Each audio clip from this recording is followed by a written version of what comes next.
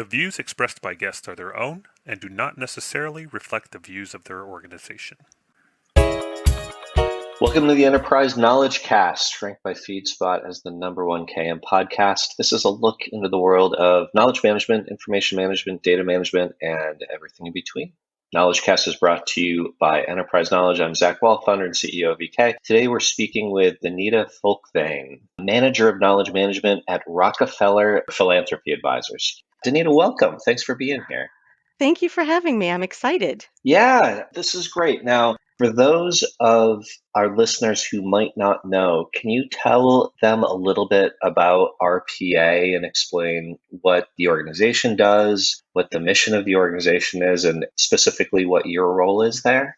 So Rockefeller Philanthropy Advisors I think it was created in 2001, came out of the Rockefeller family office because what was happening is that the family had recognized that their grant making was being looked at by other people, and their friends and colleagues and other people in the sector were coming to them to say, how are you managing to do this? How are you able to do this sort of grant making? And it happened enough times that the family was like, well, let's see if we spin this out as an independent organization, if there's enough there for it to happen. We like to joke that we have the name without the endowment because we are ourselves a 501c3. And we have three major buckets of work that we do in the sector. The first one is the advisory part, which is what we were doing for the family when we were still in the office, which is helping donors figure out where to put their philanthropic dollars. Because unlike back in the day, donors from today are still working. They're still in their jobs. They don't have the time to spend all day, every day looking at organizations, researching the field, etc. So we help them with that portion. The second bucket is our fiscal sponsorship arm. Projects come to us either as they're ramping up, or if they know that they're going to be a finite sort of project, they come to us and use our 501c3 rather than having to apply for a 501c3 themselves, which means that we do like the back office stuff, but we also help with the regranting if they need to. And the last portion is thought leadership. RPA has a fabulous reputation in the sector, and we want to provide sector guidance as well as learn from the sector. So we have a lot of guides that will help people figure out their philanthropic journey, and we try to make as much of our knowledge open to the sector as possible because nobody wants to reinvent the wheel, and we do it every single day as a society. So many wheels. Let's review all the words that you just used. So advice, Sure. reuse, thought leadership, guidance, learning, knowledge, avoiding reinventing the wheel. These are all knowledge management challenges and solutions, right? Absolutely. Your role is to make all of this happen. Your role is to ensure that thought leadership, that knowledge, there's a lot there. Talk a little bit about what you do for the organization and how RPA sort of regards KM or how it's defined within the organization. I have to shout out to my colleagues because KM can't be done by one person alone. Yeah. And so what is beautiful to me is some of the KM tenets that I've heard myself, that I've learned, are now starting to be echoed back to me by some of my colleagues, which is amazing because, my biggest thing is everybody holds a certain amount of knowledge. I don't create content under the guise of knowledge management. And I'll always tell people that I will not have all of the answers, but I can usually point you in the direction of the person or the work product that's going to have the next step in the treasure hunt of knowledge. Donita, I think when last we talked, I described you as the human search engine of RPA, the person that knew where all the content was and that everybody would come to in order to figure out, hey, have we ever done this? Or is there a starting place for this? Does that ring a bell? The actual term does not, but I appreciate it so much. And does that sound about right? I mean, that's a big part. You basically, you're a wayfinder. You right now are helping people find the things that are going to help them do their job. I would like to put myself in that role, and I achieve it sometimes, not as often as I'd like, truthfully, because knowledge management is something that still sometimes has to be a little stealthy because, in my opinion, knowledge management is everything. Yeah. But that's a little frightening to people sometimes because they're like, but my job is everything. And I'm like, yes, because you are part of knowledge management. But RPA has been really great about recognizing the need for this knowledge management and recognizing the need for putting people first in that quest to find the stuff that they need. There is no one definition of knowledge management, but my friends Rosanna and Kelly and I came up with one that has worked for me for like 3-4 years. And if I may, I'd love to Yes, read that to please. you. And just to be clear, is this your definition or is this RPA's definition, or are they one and the same? This is the definition that I'm starting to hear echoed back to me. So I would say it still belongs to Kelly, Rosanna, and me, but we're trying to promulgate it throughout RPA. It's creating pathways that integrate communities in an equitable manner and facilitate knowledge in order for the right information to get to the right person at the right time in the right format.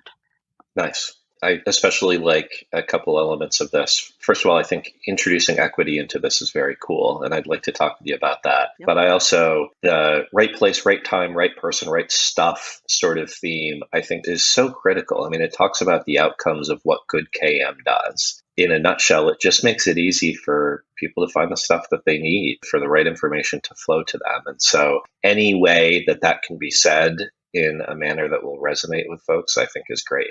But let's go back to the equity piece. This is, Sure. We're seeing this more and more, and it's coming up in conversations that good KM is actually going to help foster equity and inclusion within an organization. Can you speak a little bit about your perspective on how that equity piece comes into KM?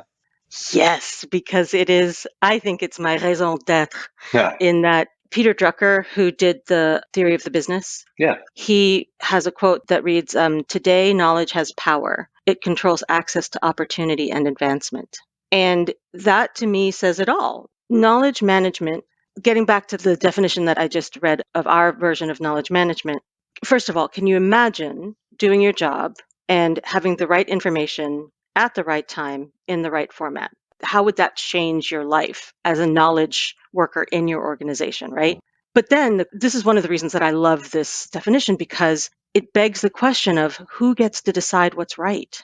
Who gets to decide who the right person is, what the right time is, what the right format is? Is that something that is come to collectively, collaboratively? Is it based on liberating structures, or is that fit into a hierarchical structure that has been passed down to us in what is considered the business world, when in fact, if knowledge is shared and people have equal access to the knowledge that they need, how does that shift the paradigm of what knowledge management can do?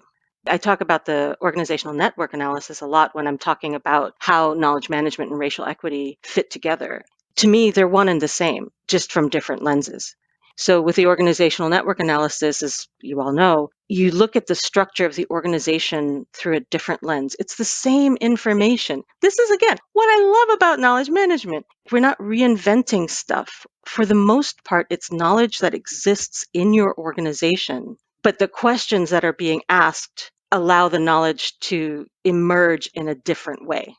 It's almost a rate on a bell curve where the holders of the vast amount of knowledge are those really in the middle of the organization, both from a hierarchical perspective, sort of like the middle management, if you will, as well as from a tenure perspective. The people that have been at the organization, perhaps not actually the longest, but to an extent, sort of the sweet spot of experience within the organization. Are you seeing the same thing? Absolutely. One of my colleagues asked, how do we change the paradigm in how we work right now? And I said, I think it's strengthening the middle. And when we're talking about things like the organizational network analysis, where you identify the connectors in the organization, like I've always said, if you really want to get task forces together or committees together that are going to move and shift your organization in the way you want it to, go to those connector people. A lot of times those connector people come from overlooked and untapped communities. And what I mean by that is communities that are often put to the side, the marginalized communities, people of color, LGBTQIA, sometimes age, differently abled people. Because one of the things that we as marginalized communities have to do is, let me go off on another tangent. The idea of inclusion, it disturbs me sometimes because it means that there's already an existing community into which others need to be included, rather than let's build something together that is equitable, right? If you're trying to build inclusion into your organization, try thinking of it as building belonging. What is it going to take that people are going to feel like they can bring themselves, bring their ideas, bring their dissent into the room with them? We as communities often find ourselves in primarily white spaces and primarily male spaces. And we've had to grow that other sense of, how do I fit myself in? How do I learn to talk to different people with different needs, with different personalities?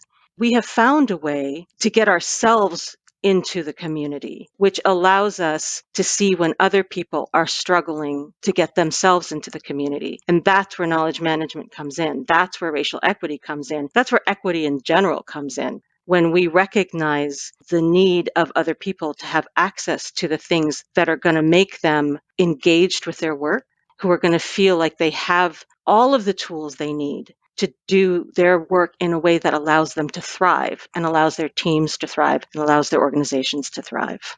This is a really neat point, and I want to paraphrase it to make sure I'm understanding it Mm-hmm. correctly. I mean, what you're basically saying is that folks that are in traditionally disengaged or unengaged communities have kind of been forced to learn a skill of breaking down barriers or connecting people in such a way that they actually make really effective connectors, as you say, KMers, as I would say. Mm-hmm. But basically, the skills of breaking in that many have been forced to learn just due to circumstance and the way that the organizations have traditionally operated has created a skill that we need to value more. Am I getting that right? Yes. When you have people who hold your organization together, often with spit and duct tape, those are the people that when they leave, it's felt immediately, but because they're so interwoven in the organization, people don't recognize how much they held together until that fabric starts to unravel. And 2, 3 months down the line, you're like, why are things not gelling like they used to? Right. They can't be attributed to the people who left because those are not skills that are traditionally valued in the current structures that we uphold. How does KM play a role in this? Because it strikes me that to come full circle, you're talking about connecting, you're talking about giving voice, and a word that I like to use is encouraging innovation or new ideas within the organization. KM can play a pretty major role here if harnessed, if formalized, both from a perspective of processes, of getting everybody sharing knowledge, of breaking down those silos. So design from a perspective of getting the right structures, both organizationally and informationally in place to break down silos that traditionally exist or barriers that traditionally exist. And then collaboration, getting people talking and communicating and collaborating. I mean, there's a lot here where KM can actually encourage or fuel a more equitable and inclusive workplace. Yes? Absolutely. So talk to me about what RPA is doing in that space. Why don't you give us a sense of, what's on RPA's roadmap or KM goals at this point? One of the sort of seemingly small, but ultimately gateway things that we're doing are after action reviews. We've been trying to socialize them over the last few years, and it's not a quick process of getting that into the organizational zeitgeist, because people are like, we've already done the work. Why do we now have to do more work about the work? And when I do AARs with my colleagues, I'm very clear about pulling the curtain away so that they can understand what this tool actually does. For example, we get everybody who is involved in the engagement, we get them in the same room or in the same Zoom. I tell them explicitly, hierarchy has now been thrown out the window. We are not talking about this person gets to talk more, this person's viewpoint is more valid. We want to get a 360 view of how this engagement went. And that means that everybody has a voice. People are like, oh, yeah, that makes sense. That makes sense. And it's very difficult for people to be agnostic and objective about some of these things. And this is one of the things that I have to remind them. We're not assigning blame and we're not giving accolades. We are looking at this from as objective a view as possible. When that keeps being reiterated, the people who don't speak up quite as much, who don't usually have a platform they come out of the woodwork and they're like, one of the things that I've noticed is X. And everybody's like, oh, yeah, that's really true. Okay, let's get some of these lessons learned and out into the organization. And the idea of talking through the information that's gathered to which population in the organization is that going to be useful? It's another way of including and reaching out to other parts of the organization to say, hey, we're talking about this engagement and this came up. We thought you'd be interested. All of a sudden, a Yeah. connection is made. That's an important point, both about the concept of after actions and lessons learned. You're putting all of this effort into capturing knowledge. That knowledge is only valuable, that effort only pays off if that knowledge then gets to the right people and is used. So there are challenges around how it's delivered or how it's found. There are also challenges around the form that it's put in, and is that the right form to ensure that it is easily consumed and understood by others. So, Donita, tell us the story. Talk us through that process. You've got this great new piece of knowledge. How does it get to the right people? How does that happen today? Sounds like maybe it's somewhat of a human process, and how do you want it to happen in the future? Well, it brings in all parts of knowledge management, the technology, the process, and the people. We're still primarily working on the people part of it because if you plan for the people, the technology and the process kind of fall into place. One of the things that has been so many of our interactions are relatively passive. We're told what to do. Here's the agenda for the meeting. You can sort of just coast on what's going on in whatever meeting you're in. With after action reviews and the results of the after action reviews, you have to bring people in and you have to get them to think in a way that some brains don't naturally go to. So then it's a question of, okay, here's all this knowledge. What do we do with it, as you said? And then it's that sort of incremental, well, this piece of information would probably be useful to this crowd over here. How do we get it to them? Do we invite them into another meeting? Do we do case studies? Do we send it in an email, also known as the abyss? Right.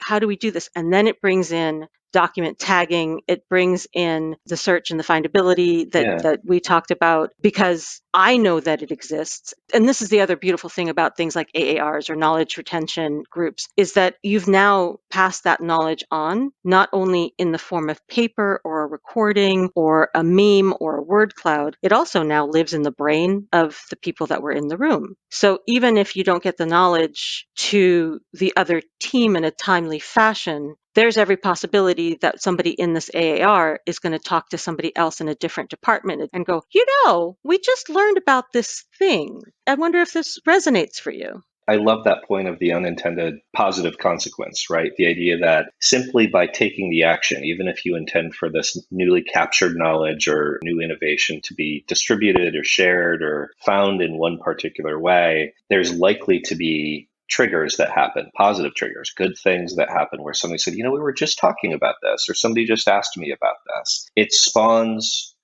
more activity. And I think that that's one of the great consequences of good KM is that it gets people thinking in a different way and changing their behavior, not just to the way you intended, but ideally to other positive mechanisms. Now, I need to go back to one very specific thing you said. You mentioned memes. Are you using memes at RPA and how? I need to know about this.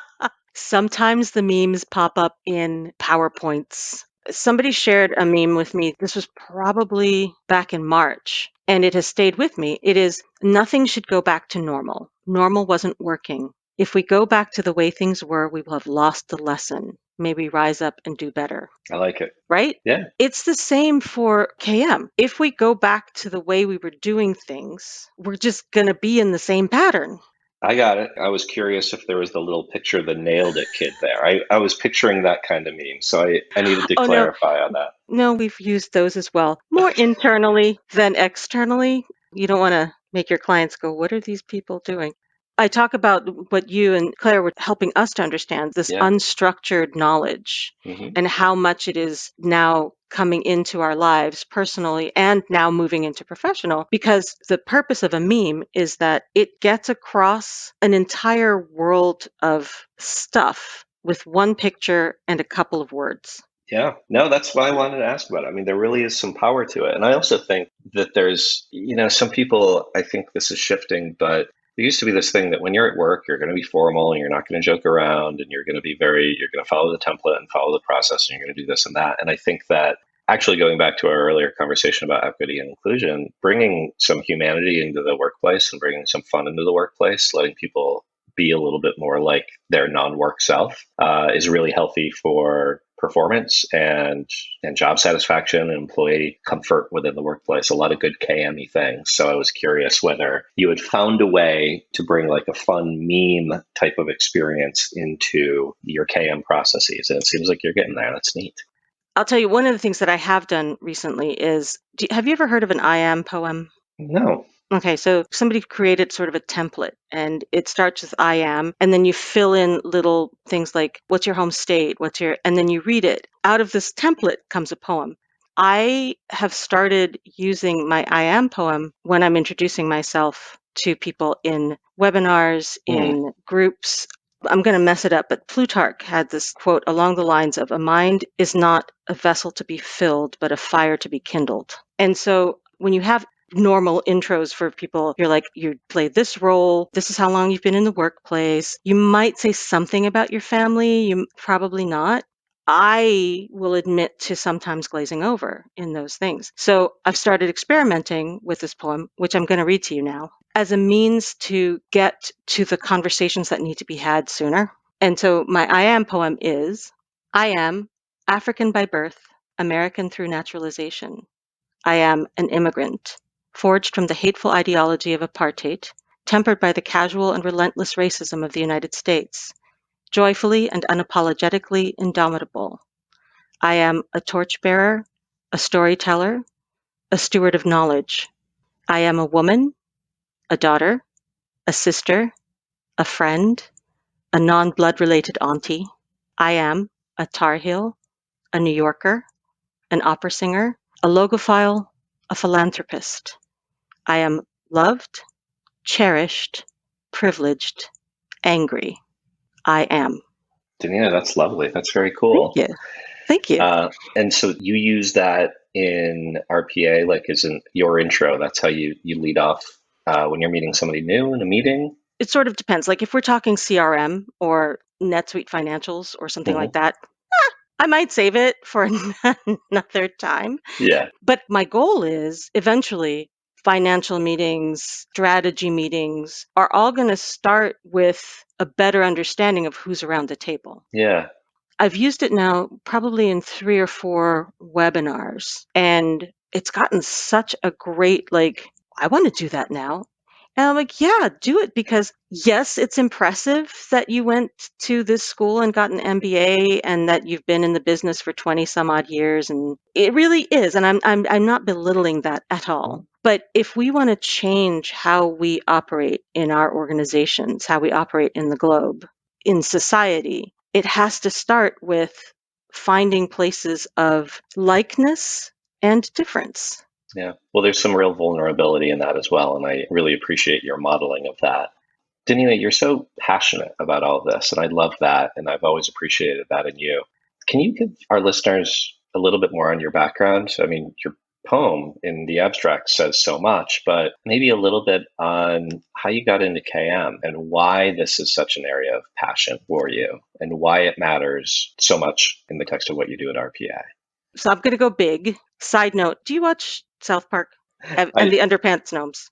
I reference the Underpants Gnomes at work probably more than is appropriate. Absolutely. It's such a great analogy for Phase 2, man. phase Phase two. 2. Yeah. You're going to have I to explain this to our listeners. We're either losing people or really getting people's attention right now. So, Underpants Gnomes, go. Long story short, there's a kid whose underpants are being stolen by underpants gnomes, and the boys follow them into the gnomes' underground lair. And they're like, "What are you doing with the underpants?" And so they're like, "Well, we're stealing underpants for business." And so there's this pile of underpants, and the little gnome puts his hands up, and there's a placard above it that says Phase 1. So he's like, "Phase 1, steal underpants." And then he says Phase 2, which again has a placard, nothing. Phase 3, profit. So it's like we have this thing and it's going to make us profit. It's just the in-between stuff that we haven't figured out yet. And this is unfortunately way too familiar to a lot of people that have tried to do KM, right? So we're going to do KM, and then there's a big blank part in the middle, and then things are good, or Yes, the organization's yes. changed. So therein lies the context of how I tend to use this particular analogy. That empty, quiet middle tends to be pretty problematic. It is. And so recognition of where you are on the underpants scale is a Oh, there's a huge thing. scale now, Donita. I I didn't just made realize it up. this. I Okay, all just right. made it up.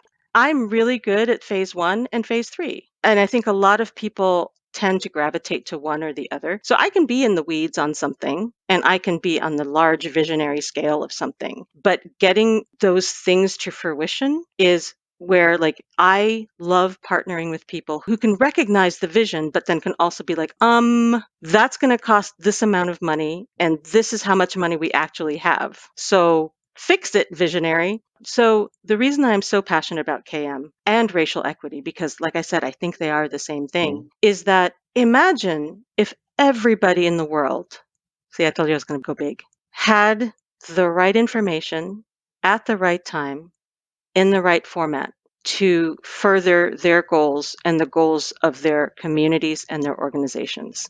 What would that look like? We would be in an entirely different state of being. I have the privilege to sit and think about what would it look like for us to have a pathways created between technology, process, and people, knowing full well that there are millions of people that don't have access even to the technology, much Mhm. less the process, right? So that's why I care so much, because I think KM, which is everything, as we've discussed, can really change the world. If there's a soundbite, that's a pretty decent one, Danita. How'd you get into this? I mean, how did you Oh, right. discover that KM is the means to that wonderful end? I started off in program. So I was working on anything from climate change mitigation to homelessness prevention. And I was heading towards criminal justice reform as sort of my deep T. And then RPA recognized we have so much stuff that is so important and we don't know what to do with it and how to get it out. So I went online with my boss at the time and we found the Knowledge Management Institute. And I went and I took a 5-day course, became, a certified knowledge manager. And I remember coming out of that class going, I might have a career. And as I mentioned, I'm an opera singer, and the opera world has really suffered under the recession, just all sorts of things. And the pandemic has hit really hard in the arts. When I first started in the conservatory, we had this ear training class, and we had to be placed in or placed out. We were in this room being tested, and the professor was up on the piano and he was playing intervals on the piano, playing scales, and we had to recognize this. And I'm like, what in the world? I don't know what's happening. And I found out, like, for the pianists, this was something that they had done their entire lives, but this was the first time for some of them that it had a name put to it. KM is like that for me. I've done this sort of connecting, figuring out how this really weird thing about sense making fits in with how we build a financial system. So when I hit KM, I was like, oh, I am the pianist in this case. I have a name for the thing that I've been doing most of my life. I love that. And, to me, it's, first of all, I think really representative of your role at RPA that you have, in a way, kind of defined it. You've created it, right? I Hmm. mean, you've said there is a gap here, there's an issue, there's a need, and you've carved that out. And so, in order to do that, you needed an understanding set of colleagues who were Hmm. willing to listen and understand the value of this. How did you, and forgive the word, how did you sell your role at RPA? How did you basically say, my title should be manager of knowledge management? I am that person that is like all KM all the time. People will say something, I'm like, Gartner Hype Cycle, or hey, AAR, or hey, whatever it is. And I get a lot of eye rolls. But there's this thing called the perceived weirdness index that is like if you're too weird, you get not listened to. And if you're too much assimilated, you don't get listened to. But if you're just weird enough to kindle somebody's brain, then you have more of a chance of getting that attention. I have to say, there are so many people at RPA who are just really amazing at what they do and how they do it, and have found a place for my weirdness. I almost feel like just weird enough is something I need to put on a t-shirt. So there have been people that have recognized, weirdness is one word for it, uniqueness, the fact that you're willing to be outside of the box, to use one of these very kind of standard work terms. But there had to be a pitch there. There had to be a point at which you were saying, KM can do this for the organization. Yeah, and it was definitely here's how it could affect your bottom line, There it right? is. So tell us more on that. I use your statistics all the time about what 15 to 35% of people's time is spent looking for stuff, often stuff that they have filed away themselves. So numbers are fun, but then you have to figure out like the nice numbers, because 15 to 35%, yeah, it sounds huge. But when you say 17 hours of people's time every week That can really go up, nails it, doesn't it? people are like, ugh. I'm doing something with some other KM folks, and one of them is at the Ford Foundation, and they got rid of 7,000 cubic square feet of paper because of knowledge management, right? And it was something like 34,000 pounds of paper. Yeah. But in the getting rid of that, there was a sorting process, there was a Yeah. examining process, and they were able to digitize some stuff that had been buried for decades that was mind-blowing. So there's the process part. The technology that's emerging in KM is fantastic, but I will say we need to have more people of color in this entire process, because some of the technology is being coded by white guys, and their biases and prejudices are being coded into the technology. And so it is another way sometimes that people who are already marginalized get marginalized further. So recruit all of your marginalized community friends into KM, because they will find a place for themselves in it. Can you say more about the biases being coded into technology? This is an interesting topic. I feel like we could talk for hours and hours, but this seems like an important topic, and I'd love for you to share a little bit about your perspective on that. Yeah, one of my knowledge management ICMS persons wrote an article about this one search engine that was supposed to be used for identifying potential candidates for employment. Upon digging deeper, they found out that people who had expressed white supremacist norms and likes were being put into the same bucket as people who had Black Lives Matter in their profiles somewhere. And so both groups were being thrown out. And then there's the other one where Microsoft released a bot that was supposed to be like fun and chummy and on Twitter. And within 24 hours, that bot had become a racist butthead. I read of this. Yeah. So I was taking it as in code, as in the literal code of the technology. You're talking about effectively the AI, the logic that's getting built in potentially has biases or is receiving biases through the machine learning component. Yeah. It's not the code, it's the logic. Thank you. No, I needed to understand that. But the point is a really good one. It's a scary topic, and it's something that I think when we start talking about how KM becomes AI, how KM can effectively fuel knowledge artificial intelligence within organizations, there's a cautionary tale here. If you're not architecting your KM systems and designs in a way that considers all of your users and all of their viewpoints, then you run the risk of reinforcing biases that might exist within the organization. A really, really important topic, and I think something that you can also look at as a real positive. There's an opportunity to break some of those biases. If we redesign our systems in ways that truly think about all of our users and all of their vocabulary and all the way that they want to find and use and harness knowledge and information, there is a beautiful transformation that organizations can go through as part of a KM transformation, right? Yeah. And so you see, look at that. Equity, KM, it's the same thing. Yeah. It is the same thing. So Awesome. yeah, absolutely. I think you could take this in 5 different directions, but talk to me, Donita, a little bit about what are you most excited about in the field right now? You've mentioned some technology. You've mentioned, obviously, some kind of social elements of KM. What gets you out of bed in the morning? What are you most excited about that you see coming? Networks of KM folk, people who bring issues or problems or ideas to their KM nerd buddies and are like, thoughts, comments, concerns? we have this one group, some big foundations, I don't think I can name names, but they are now in their KM, in their search engines, are now building equity into it, building a place for that into it. And it's because of the conversations that the KM folk have had amongst ourselves, right? The other thing is the empowerment of people, because I love technology. I really do. I know enough about it to be a danger to myself and others. But there are things out there that can cut people's grunt work, can cut it down by like hours, days.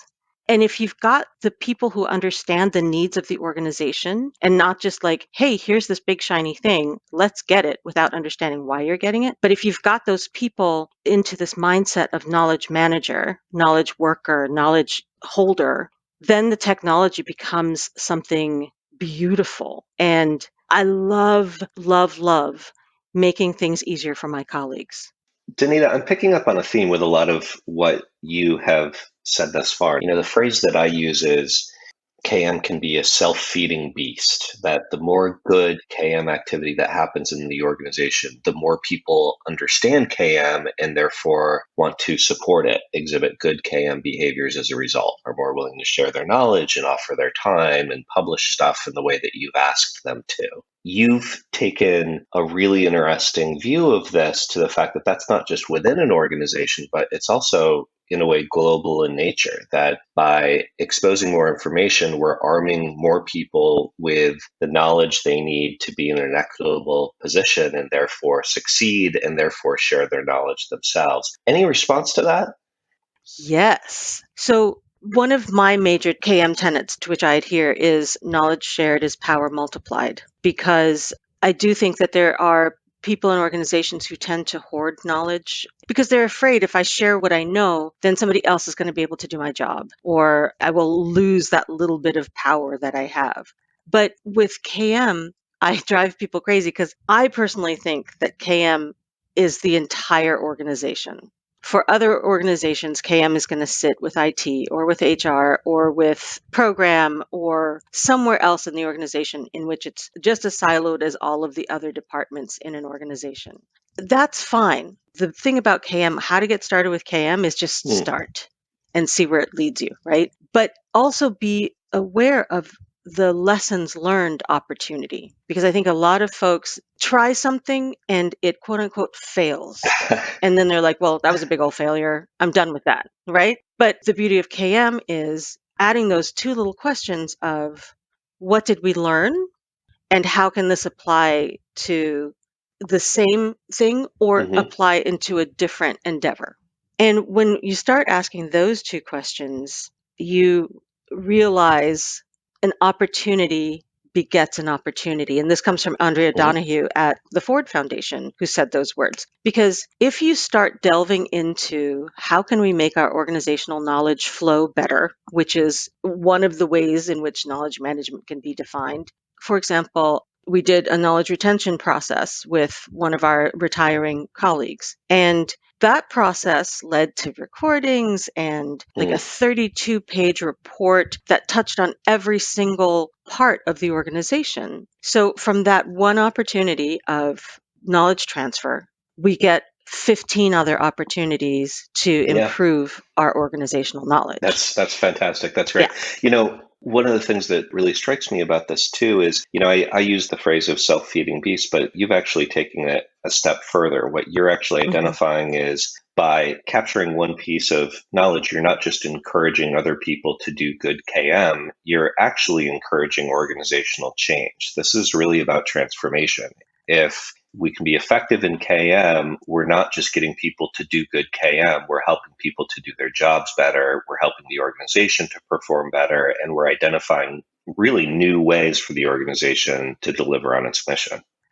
Can you tell everybody how you got started in the field and really more specifically, the recommendations you would have for how others could do it? I know that you said that, you created your role, you kind of pitched it, you explained to your bosses, your colleagues, why KM should exist as a position within RPA, but what would you recommend to others? Like, is it research? Is it reading? Is it going to school? Is it doing what you did and just, basically finding a need?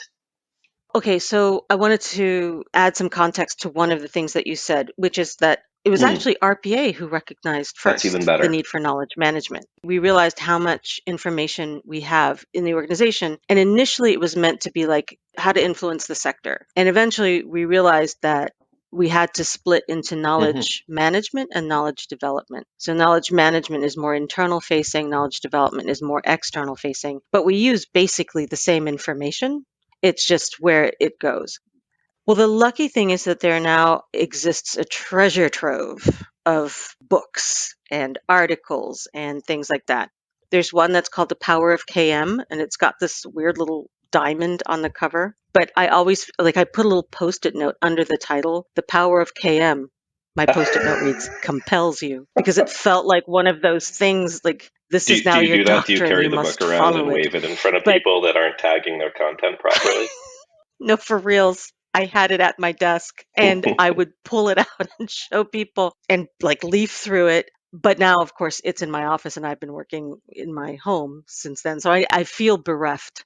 If you just do a little bit of homework and find knowledge management, the leaders in the field are David Gertine and Stan Garfield. And then, I mean, look at the stuff that you guys are producing, KMI, and there's just so much information. The last question I wanted to get to is really around your own critical recommendations, those things that based on your successful Mm. career and what you've learned, what does an organization absolutely need to do? What should an organization really watch out for or be careful that they don't do or that they step into? I think one of the biggest traps for knowledge management is Mm, thinking that it can be only one thing. I've worked with organizations that have, 3 people. They can use knowledge management. I've never worked with an organization that has like 10,000 people. But, I've worked in organizations that have like hundreds of people. There are different needs for KM depending on the size of your organization, depending on what the mission of your organization is, depending on how you started off. For like startups, they're already in the systems, right? So they can figure out how the systems are. If you're coming from a more traditional, especially in the philanthropy world, from a foundation point of view, these yeah. organizations have existed for decades, right? And so moving that idea of knowledge lives in one person or in a file cabinet to knowledge lives in all of us, in all of the systems, in all of the processes is more of a tricky wicket. A sticky wicket is what the thing is. The tenets that I would do is if you're an organization that can't afford knowledge management, like a dedicated knowledge management person, find somebody who's in knowledge management, have a conversation with them, set up like a regular meeting or two every 2 months or something, Hmm. just to talk over some ideas of KM. What I love about KM is that 90% of the time, we're using information that exists in Yes. the organization. So if you're a smaller organization, it doesn't mean that you can't do KM.